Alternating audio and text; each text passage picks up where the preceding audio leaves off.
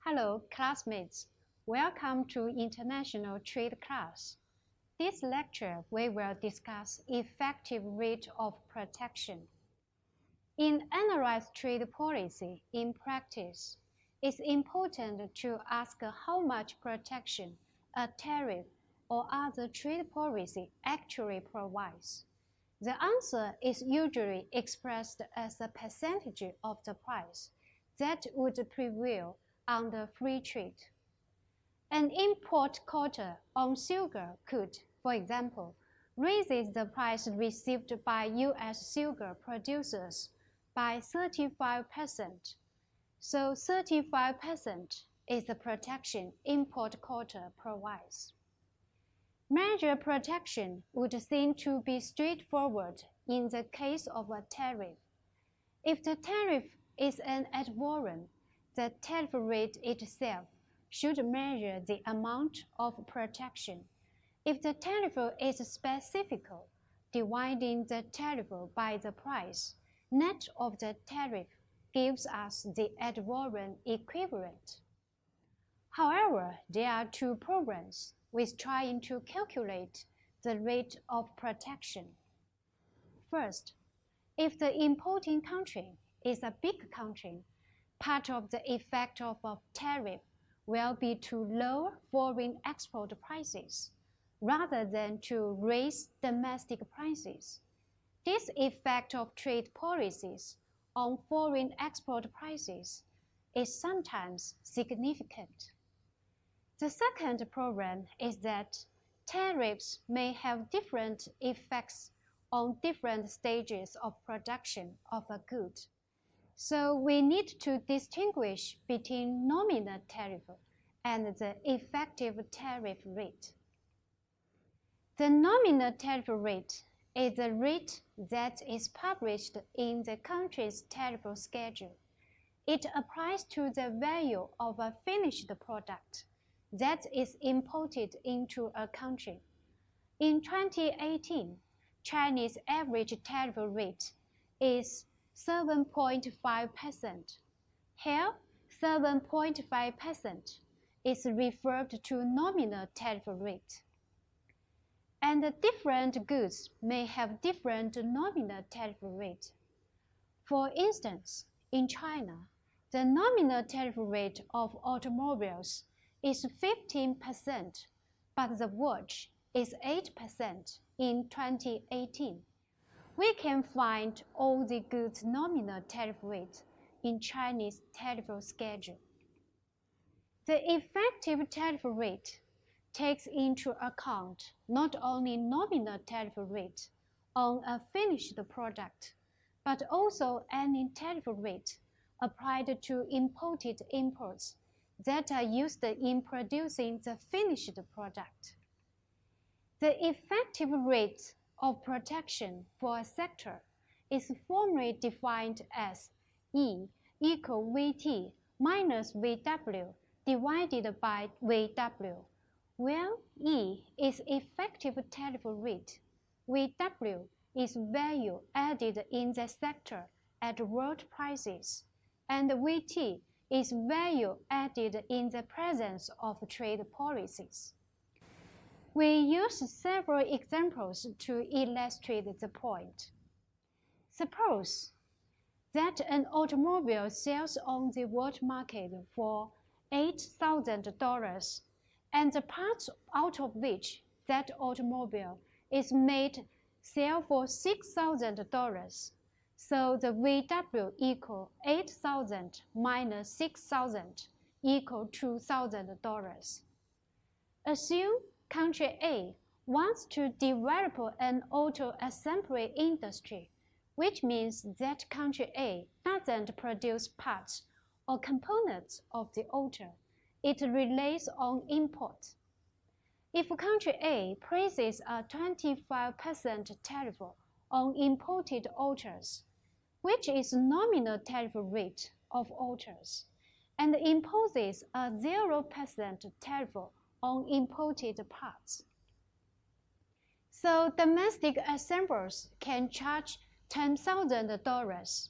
That is $8,000 plus $8,000 times 25% equal $10,000 instead of 8,000, and VT equal 10,000 minus 6,000 equal $4,000. We can get E equal 4,000 minus 2,000 divided 2,000 equal 100%. That means the 25% tariff rate provides assemblers with an effective rate of protection of 100%. The nominal tariff rate and the effective tariff rate could be different. If the nominal tariff rate of autos in country A is still 25%, but the tariff rate of imported parts changes to 10%, how about the effective rate of protection? A 10% tariff on imported parts raises the cost of domestic assemblers from $6,000 to $6,600.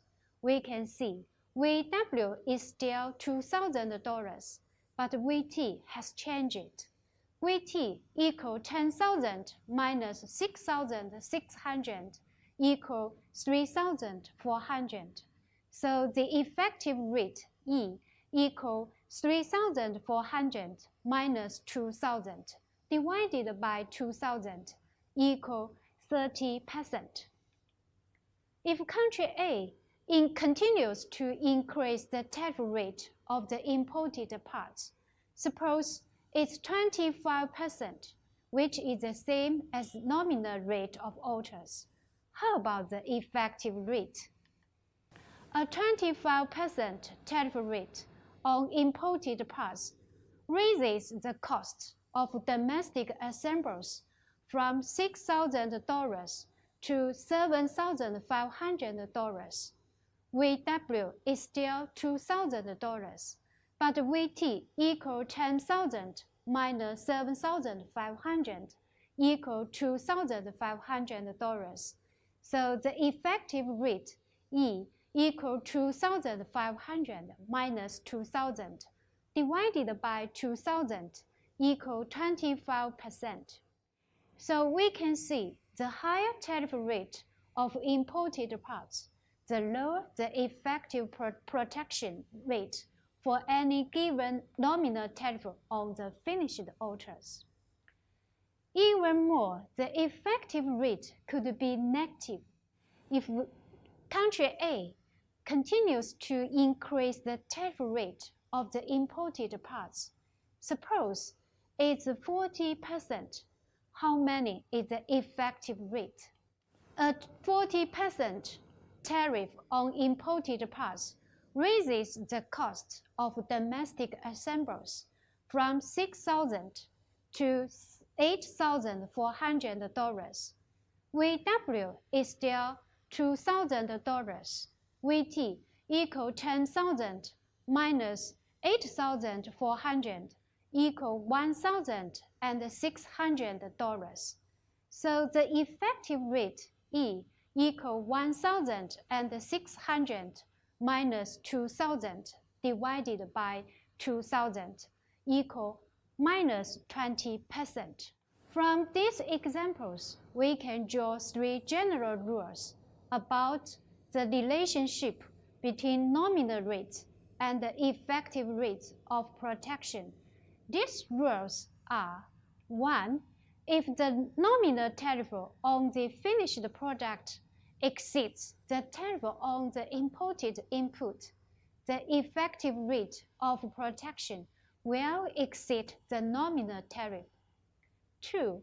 If the nominal tariff on the finished product is less than the tariff on the imported parts, the effective rate of protection will be less than the nominal tariff and even may be negative. 3. If the nominal tariff rate on the finished product is equal to the tariff on the imported parts, the effective rate of protection will be equal to the nominal tariff. Rule 1 incorporates an escalated tariff structure and reflects the situation in most countries.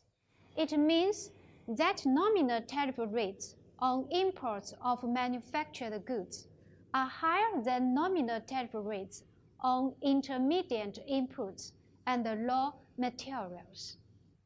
This situation has particular relevance to trade between developed countries and developing countries. Because the developed countries have escalated tariff structures with corresponding higher protection for manufactured goods industries than for intermediate goods and raw materials industries. Developing countries judge that discriminates against their attempts to develop manufacturing and that it consigns the developing countries to exporting products at an early stage of fabrication. The developing countries are thus forced to continue to be suppliers of raw materials and importers of manufactured goods from the developed countries when they would like to supply manufactured goods. The developing countries claim that the existing pattern of protection should be altered in addition to a lowering of the level of protection in developed countries. Some progress has been made in changing the pattern and the level of developed country tariff protection against the developing countries through generalized system of preferences. When an effective rate of protection is negative, it means the structure of tariffs in this situation works to drive factors of production out of the industry rather than draw resources in. In overview, the nominal tariff rate is useful for assessing the price impact of tariffs on consumers. For producers, however, the effective rate is more useful because factors tend to flow toward industries with relatively high effective rate of protection. The nominal rate concept is used in the next lecture, Cost and Benefits of Trade Policies, because the focus is on consumer welfare. So, see you next lecture.